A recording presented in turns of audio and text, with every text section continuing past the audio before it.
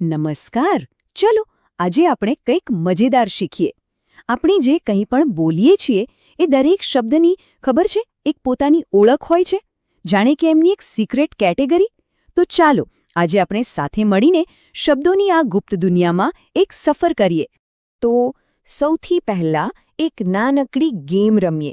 બસ આમ તેમ નજર ફેરવવાની અને આસપાસ દેખાતી કોઈ પણ 5 વસ્તુઓના નામ મનમાં વિચારી લેવાના છે. વિચારાઈ ગયું? સરસ. કારણ કે જે નામ મનમાં આવ્યા છે ને એ જ આપણને વ્યાકરણના એક મોટા રહસ્ય સુધી પહોંચાડવાની ચાવી છે.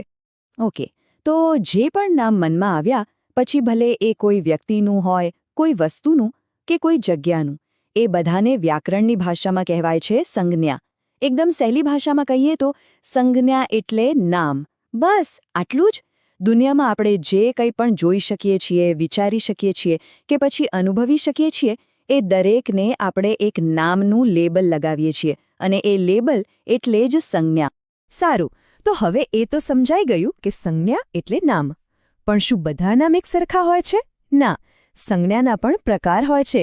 તો ચાલો સૌથી પહેલા એના 2 મુખ્ય પ્રકારોને જાણીએ. એક છે વ્યક્તિવાચક અને બીજું જાતિવાચક. સાવ સહેલું છે. એક નામ હોય છે ખાસ અને બીજું હોય છે સામાન્ય. આને સમજવાની એકદમ મસ્ત રીત છે. જો જ્યારે આપણે કહીએ નદી, તો મનમાં કઈ નદી આવે? કોઈ પણ આવી શકે, બરાબર ને? કારણ કે નદી એક સામાન્ય નામ છે. પણ જેવું આપણે કહીએ સાબરમતી, તરત જ આપણા મનમાં એક જ ચોક્કસ નદીનું ચિત્ર આવી જાય છે. બસ આ જ તો ફરક છે. નદી એ જાતિવાચક સંજ્ઞા છે અને સાબરમતી એ વ્યક્તિવાચક. એકદમ સિમ્પલ. ચાલો હવે થોડું આગળ વધીએ. કેટલાક નામ એવા હોય છે જે કોઈ એકલી અટોલી વસ્તુ માટે નથી હોતા, પણ આખા ગ્રુપ માટે વપરાય છે.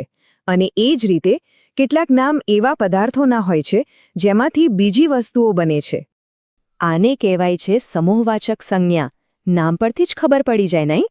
આ એક એવું સ્પેશિયલ નામ છે જે આપણે આખા સમૂહને કે જૂથને એક સાથે આપી દઈએ છીએ. દાખલા તરીકે ટોળું કે પછી ક્રિકેટની ટીમ. જેમ કે વિચારો, એક સૈનિકને ભેગા કરીએ તો શું બને? લશ્કર. અને એક દ્રાક્ષને ભેગી કરીએ તો બની જાય ઝુમખું. તો અહીંયા લશ્કર અને ઝુમખું એ સમૂહવાચક સંજ્ઞા છે, આખા ગ્રુપનું એક જ નામ. ઓકે, હવે એવા નામ વિશે વાત કરીએ જેને આપણે 1, 2, 3 એમ ગણી નથી શકતા. આ છે દ્રવ્યવાચક સંજ્ઞા. આ એવા પદાર્થો એટલે કે મટીરિયલના નામ છે જેને આપણે ગણી ના શકીએ, પણ હા, માપી જરૂર શકીએ. જેમ કે કોઈ પ્રવાહી હોય કે પછી અનાજ. જરા વિચારો, સોનું કે પાણી. આપણે ક્યારેય એમ કહીએ છીએ કે 1 પાણી આપો કે 2 સોનું આપો? ના, બરાબર ને? આપણે એને માપીએ છીએ. જેમ કે 1 લીટર પાણી કે 10 ગ્રામ સોનું. બસ આ જ છે દ્રવ્યવાચક સંજ્ઞા. અને હવે આવે છે સંજ્ઞાનો સૌથી મજેદાર પ્રકાર. એવા નામો જે એવી વસ્તુઓ માટે છે જેને આપણે જોઈ નથી શકતા, સ્પર્શી પણ નથી શકતા, પણ હા, એને દિલથી અનુભવી શકીએ છીએ. કોઈ આઈડિયા કયા નામ હશે? આ છે ભાવવાચક સંજ્ઞા.